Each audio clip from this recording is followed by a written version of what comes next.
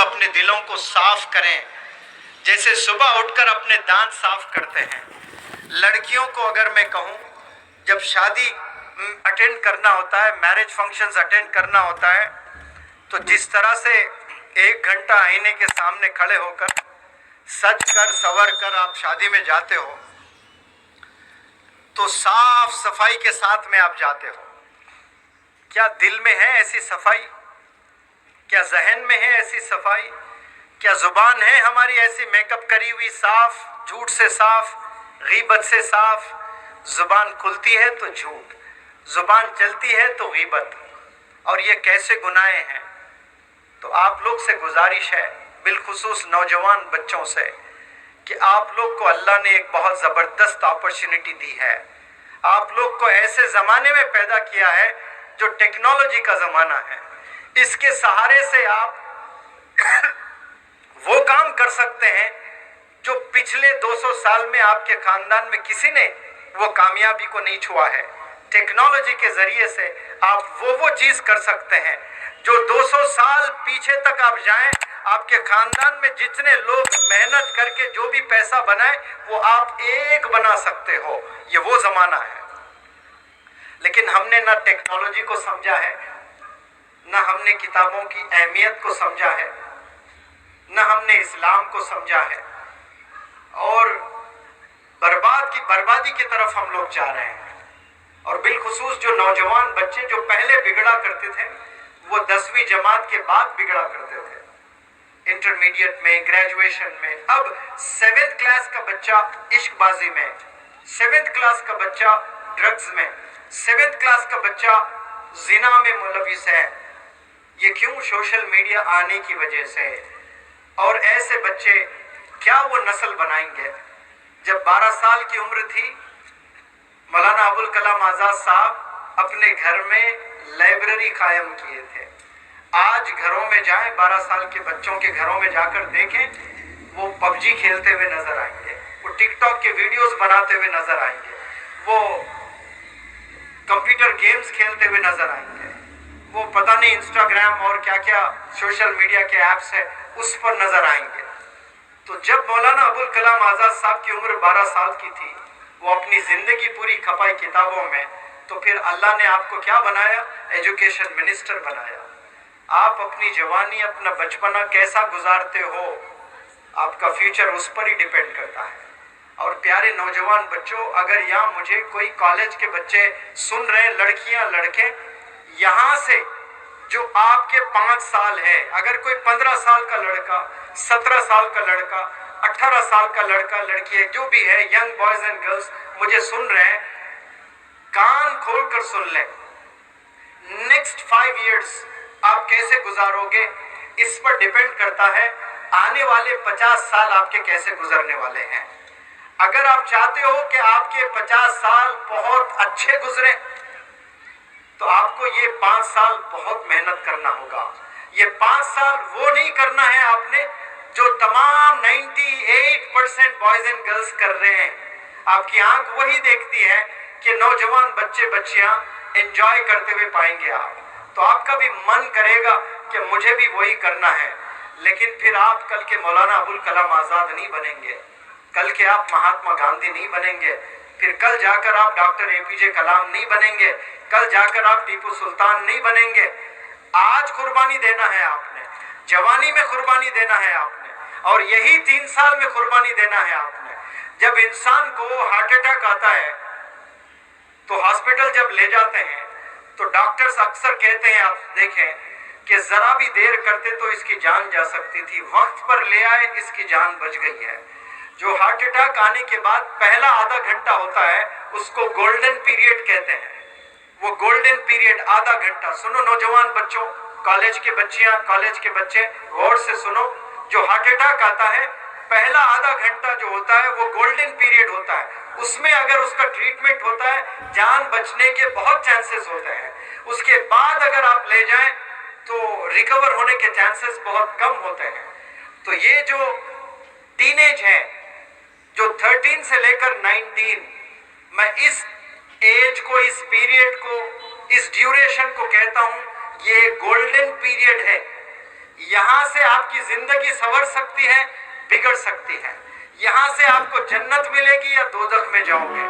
یہاں سے صرف آپ کی کامیابی نہیں، آپ کے نسلوں کی کامیابی بھی آپ کے جوانی پر ڈیپینڈ کرتی ہے. تو یہاں 90% لوگ اپنی جوانی میں غلط کام کر کے اپنی پوری 50 سال کی نیکسٹ زندگی برباد کرتے ہیں. 50 سال ڈپریشن میں جیتے ہیں. 5 سال کی قربانی، 50 سال کی بہترین لائف کون سی چاہیے آپ کو؟ 5 سال مست زندگی جوانی کے جوش میں جی رہے ہیں ہم لوگ، وہ چاہیے جو 50 سال کا ڈپریشن ساتھ میں فری پیکج مل رہا ہے؟ دونوں میں کیا چاہیے آپ کو؟ جوانی کے وہ جو 5 سال کا مزہ چاہیے یا پورے 50 سال کی اچھی زندگی چاہیے؟ عقل مند انسان یہی کہے گا کہ بھائی مجھے 50 سال بہت اچھا جینا ہے، مجھے اچھے گھر میں رہنا ہے، مجھے اچھے گاڑیوں میں گھومنا ہے، مجھے والدین کو، میرے بیوی بچوں کو مجھے عمرے پر لے جانا ہے، حج پر لے جانا ہے، مجھے کاشمیر لے جانا ہے، مجھے سوئٹزرلینڈ لے جانا ہے، مجھے اچھا پہنانا ہے، مجھے اچھا کھلانا ہے. یہ سب سارے بندوں کے خواب ہیں. یہ خواب کب پورے ہونے والے ہیں؟ یہ جوانی میں آپ قربانی دیں گے تبھی آپ کے خواب پورے ہونے والے ہیں. ورنہ آپ کے ہاتھ میں آئی فون ہے، لیکن یاد رکھیں کل وہ دن آنے والا ہے آپ اپنے فونز کو بیچ دیں گے، اپنے کپڑوں کو بیچیں گے، اپنے جولری کو بیچیں گے. کیوں؟ زندگی میں وہ چیلنجز آ جائیں گے آپ کے. ایسے کئی لوگوں کو میں نے دیکھا، میرے گاؤں سے حیدرآباد کٹ کرانے 100 کلومیٹر 200 کلومیٹر دور ہیئر کٹ کروانے آتے تھے. آج پیسے پوچھ رہے ہیں لوگوں کے پاس جا کر. ایک زمانہ وہ تھا جو شہر سے شہر میں جا کر 100 روپے، اس وقت میں 100 روپے خرچنا، اس کا مطلب آج کے زمانے میں 1 لاکھ روپے خرچنا.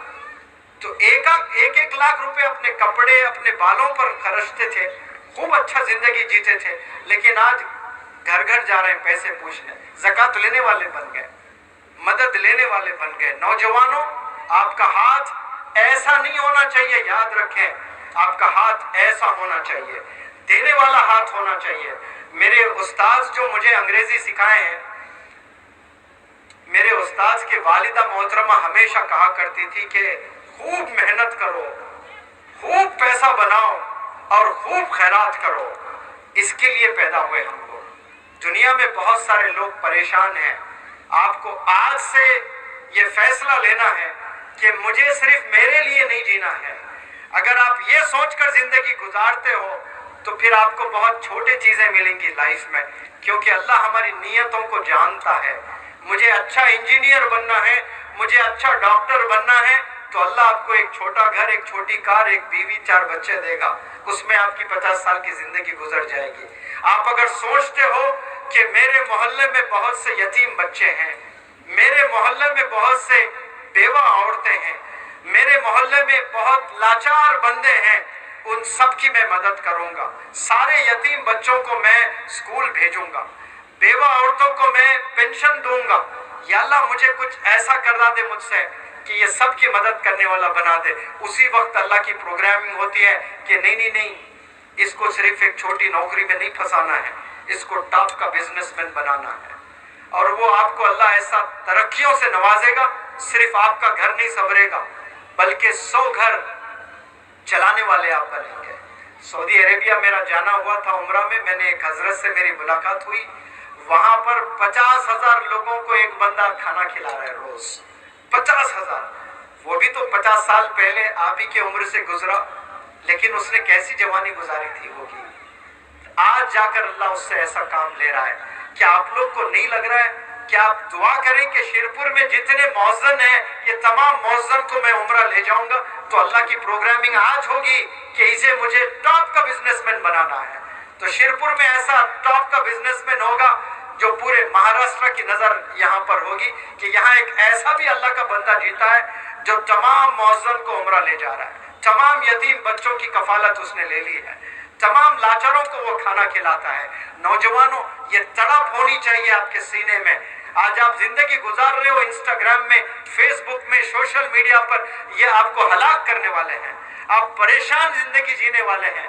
اسے آپ قربانی دینا ہے، اس سے دور رہنا ہے. فون سے جتنا دور رہیں اتنی کامیابی آپ کو ملنے والی ہے.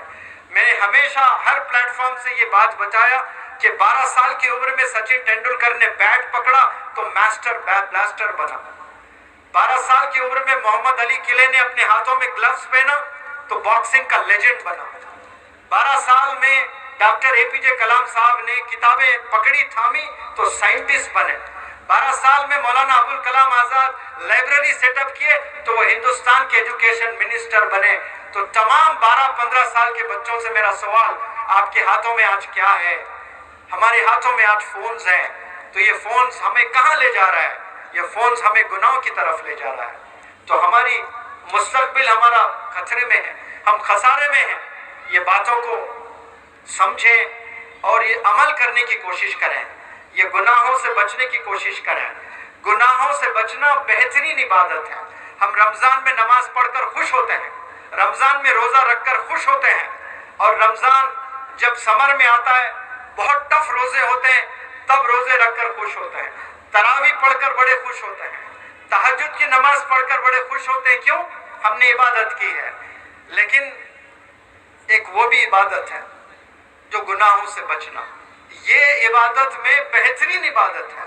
ये इबादत इंसान को क्या, एक बंदा रोज नमाजी पढ़ रहा है, नमाज पढ़े जा रहा है, तो उसको दुनिया नमाजी बोलेगी ना। जो बंदा हमेशा जिक्र कर रहा है तो उसको दुनिया क्या बोलेगी? ये जाकिर है, जिक्र में रहता है। एक दफा कोई हज को जाके आए तो क्या लगेगा लक़ब? ये हाजी साहब है। अब जो गुनाहों से बचता है तो वो फिर क्या बनता है? हाजी बनता है, नमाजी बनता है, या जिक्र करने वाला बनता है? गुनाहों से जो बचता है वो ऐसा बेहतरीन इंसान बनता है जिसको मुत्तकी कहते हैं, जिनमें तकवा होता है। और वो तकवा जिसके सीने में होता है वो गुनाहों से बचता है। अंधेरे घर में कोई नहीं है और आप गंदी मूवी देख रहे हो, अचानक आपके घर में वालिद दाखिल हो रहे हैं, तो आप क्या कंटिन्यूअसली वैसे ही देखोगे या फिर वो फोन ऑफ कर दोगे? जाहिर सी बात है हम ऑफ करेंगे। क्यों ऑफ करेंगे? हम डरते हैं अपने वालिद से कि वालिद कहीं देख ले तो फिर पिटाई होगी। तो फिर जो आप अंधेरे में, आप कमरे में आप देख रहे हो, तो क्या आपके इल्म में नहीं है कि अल्लाह देख रहा है? सबके इल्म में है, लेकिन उस वक्त में हु केयर्स, देखने दे अल्लाह को, ये ख्याल आता है। ये शैतान ऐसे ख्याल हमारे सीनों में डालता है, तो फिर हम अल्लाह से दूर होते जाते हैं। तो आज से जब भी शयातीन कोशिश में लगे रहते हैं गुनाह करवाने के लिए, उस वक्त में ये ख्याल आ जाए कि अल्लाह is the seer and knower of everything. अपने बेडरूम में आप लोग लगा लें, फोन में डिस्प्ले होता है, उस पर ये लिख लें कि अल्लाह is the seer and knower of everything. हर चीज अल्लाह देख रहा है, हर एक को अल्लाह सुन रहा है। ये अगर आपके दिल में हमेशा ये बात बैठी है तो इंशाअल्लाह आप लोग गुनाहों से बचेंगे। यहाँ आप लोग सिर्फ कामयाब होने नहीं आए, अच्छी नस्लें बनाने आए हैं। एक बात मैं बताकर मेरी इस बात को मैं खत्म करता हूँ। मैं टीचर हूँ, घड़ी और छड़ी बिना क्लासरूम में जाता हूँ तो पता ही नहीं चलता है कि क्या टाइम हो रहा है। तो मेरे टीम मेंबर्स आकर बताते हैं कि लंच का टाइम हुआ है, तो फिर मैं क्लास वाइंड अप करता हूँ। तो मुझे शायद यहाँ 10 बजे तक बात करने का मौका दिया गया, मैंने बहुत वक्त लिया है। मेरी दादी 4वीं जमात में पढ़ रही थी, तो पहले अंजुमन हुआ करते थे, तमाम मसाजिद में उलमा हजरात हुफ़ाज़ इकराम पढ़ाते थे बच्चों को। तो मेरी दादी अंजुमन मस्जिद के दीवार पे खड़े होकर, एक बुजुर्ग जा रहे थे, उनको मेरी दादी नहीं, सॉरी मेरी फूफी ने, मेरी फूफी जब 4th स्टैंडर्ड में थी, वो मस्जिद के दीवार में खड़े होकर एक बुजुर्ग जा रहे थे, उनको ऐसे ऐसे ऐसे करके चिढ़ाया। तो वो बुजुर्ग घर आकर मेरे दादा से शिकायत की कि आप हेडमास्टर हैं, आप काजी भी हैं, यही तरबियत दे रहे हो अपने बच्चों को? मैं गुजर रहा था मस्जिद से तो आपकी लड़की मुझे चिढ़ा रही थी। तो जब अंजुमन खत्म हुआ है, मेरी फूफी घर गई तो मेरे दादा ने कहा आपने क्या हरकत की है आज? तो पहले तो झूठ कहा फूफी ने कि मैंने कुछ नहीं किया। फिर जब बताया गया कि आपने ये किया उनके साथ में, तो हाँ मैंने किया, जाओ पहले घर जाओ, उनके माफ़ी तलब करके आओ। तो फूफी को भेजा गया, उनके घर गए, माफ़ी तलब किया, फिर वापस आए। वापस आने के बाद जो दूसरा स्टेप मेरे दादा ने लिया, शायद आज के पेरेंट्स, हत्ता कि आज के उलमा भी शायद اس سے راضی نہیں ہوں گے جو میرے دادا نے قدم اٹھایا تھا۔ ایک تو پہلا سٹیپ کیا کیا، میرے پھوپھی کو کہا جاؤ وہ بزرگ سے جا کر معافی طلب کرو، اور دوسرا قدم کیا اٹھایا، دوسرے دن سے میری پھوپھی کا اسکول بند کر دیا، اسکول بھیجنا چھوڑ دیا، یہ کہہ کر کہ بیٹا میں تجھے اسکول بھیج رہا ہوں یہی چیزیں سکھانے کے لیے کہ ایسی چیزیں نہیں کرنا، اور یہ چیز، یہ گندی چیزیں اسکول جا کر کر رہی ہے، تو پھر اسکول نہ جا کر آپ کر رہی ہیں، جا کر کر رہی ہیں تو پھر فائدہ کیا ہے؟ بہتری اسی میں ہے کہ تو اسکول نہ جا کر ہی کر ایسی چیزیں۔ کہنے کا کیا مطلب، اسکول جانے کا اصل منشا کیا ہے؟ یہ چیزیں نہیں کرنا، اپنے کیریکٹر کو ڈیولپ کرنا۔ کیریکٹر ایک بہت بڑا چیپٹر ہے۔ آج والدین آپ کو اتنی محنت کرتے ہیں، اتنی محنت کرتے ہیں، 20 سال 25 سال محنت کر کے آپ کو پالتے ہیں، اور وہ لڑکی کو کوئی لڑکا پسند آتا ہے، وہ لڑکے کا اس کو صحیح نام نہیں پتا، وہ لڑکے کے والدین کون نہیں پتا، وہ لڑکے کا خاندان نہیں پتا، اب وہ ایسے عشق بازی میں گرفت ہو جاتی ہے، پوری دنیا اس کو وہی لڑکے میں نظر آتی ہے۔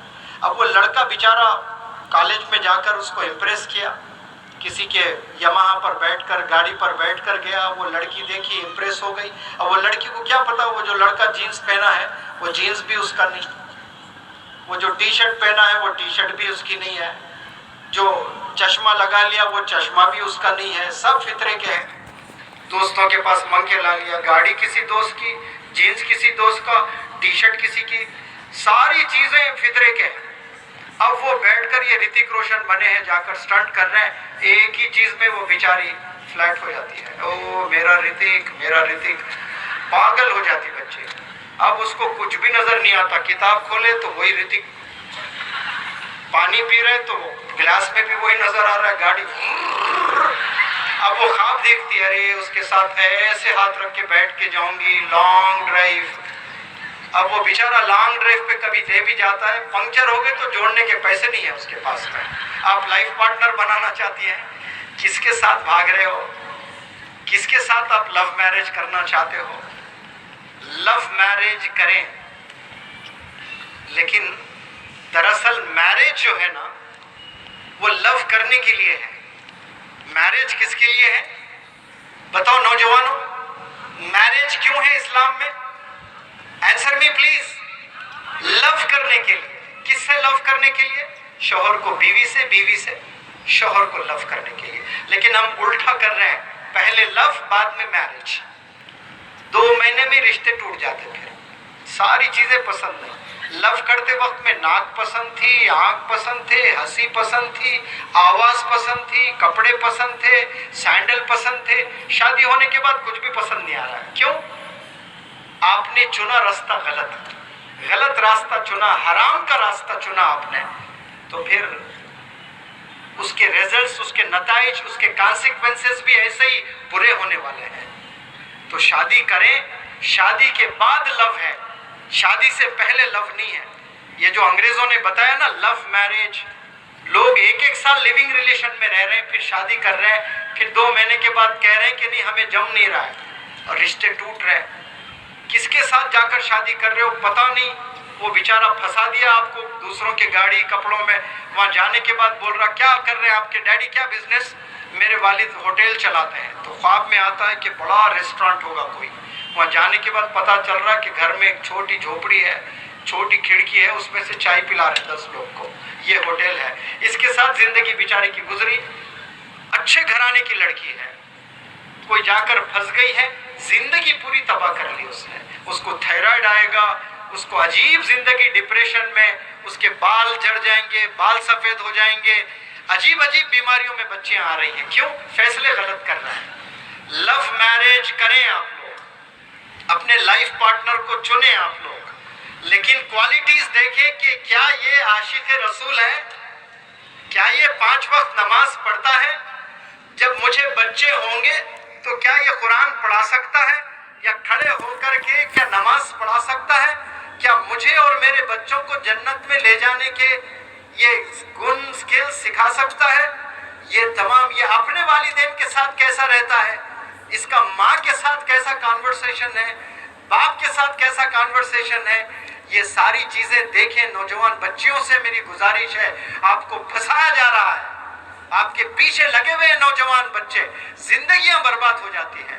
آپ ادھر جا کر سسرال میں گھٹ گھٹ کر جی رہے ہوتے ہیں، یا اپنے گھر میں والدین ہارٹ اٹیک سے مر رہے ہوتے ہیں، جو آپ کو پوری زندگی سمرپت کر دی ہے آپ کے لیے، اور آپ کسی کے ساتھ بھاگ رہے ہو، کسی کے ساتھ شادی کر رہے ہو۔ آپ دیکھیں کیریکٹر، دیکھیں لڑکے کا، کیا یہ عاشق رسول ہے؟ کیا یہ والدین کو رسپیکٹ کرتا ہے؟ کیا مجھے رسپیکٹ کرے گا کہ نہیں کرے گا؟ کیا اس میں علم ہے؟ کیا یہ علم کا ایمبیسڈر ہے؟ کیا یہ پڑھائی کرتا ہے یا صرف پیسہ ہے؟ پیسوں کے پیچھے بھاگ رہے ہو، زندگی برباد ہونے والی ہے۔ اس لیے آپ لوگ سے گزارش ہے کہ آپ لوگ اپنی زندگی پڑھائی میں گزاریں، بکس میں گزاریں، نمازوں میں گزاریں، اور لوگوں کو ریسپیکٹ کرنے میں گزاریں، اور ہر ایک کو آپ ہیلپ کرنے والے بنیں۔ یہ بہت پیارا دیش، اس دیش میں ہندو، مسلمان، سکھ، عیسائی تمام لوگ رہتے ہیں۔ اسلام کی ایک ٹیچنگ ہے کہ آپ کتنے بھی سارے نمازیں پڑھ لیں، کتنے بھی سارے آپ تسبیحات کر لیں، کتنے بھی حج عمرے کر لیں، اگر آپ کا نیبر آپ سے خوش نہیں ہے تو پھر آپ ایک سچے مسلمان نہیں ہیں۔